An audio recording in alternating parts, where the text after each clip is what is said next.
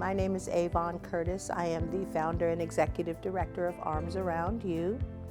The vision is to be able to provide very healthy and realistic support to community members that are transitioning back from incarceration. And what that looks like as a vision is to be able to help individuals develop a growth mindset. To see it is one thing, but to actually walk the talk is another thing. So the vision is to help people to understand that reintegration is much more than just the locks being dropped and then going into community. It's much more than that. The vision is to make sure that we're healing as a community. And the mission is to be able to, when community members come home, get intakes done, because that's important. Those intakes, we're able to assess the goal setting in intakes, right?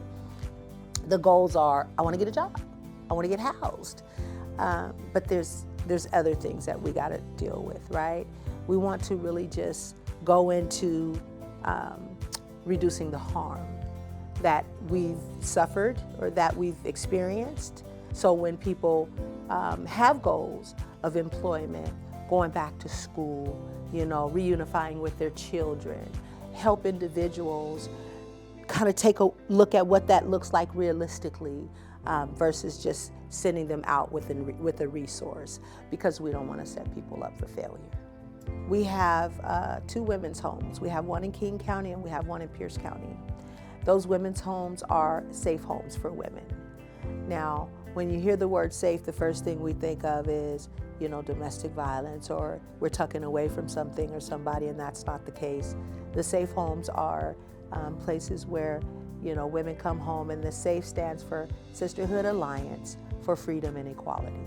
We had a sister that came home who did not know which way to go. It was like, where do I go? What do I do? And how is this gonna happen? She didn't say that, but because I was able to identify the anxiety from my lived experience, I could feel her holding her breath. Having her come home and not know which way to go and what to do, we were able to walk her through it realistically. Instead of saying, are you work ready? Let's look at what your goals are for employment, and then let's talk about how we can get there.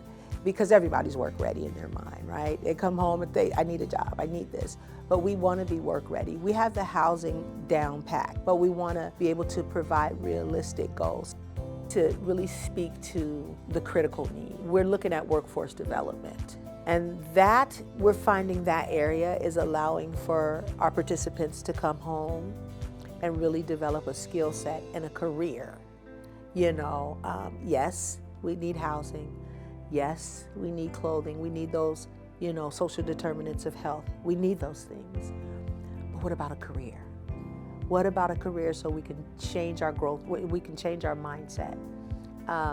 So we would take the 100,000 and we would definitely look at employee retention so that we're able to hire and we're able to really work on building a strong workforce development component that says career bridge, meaningful employment onto succession and being successful in community.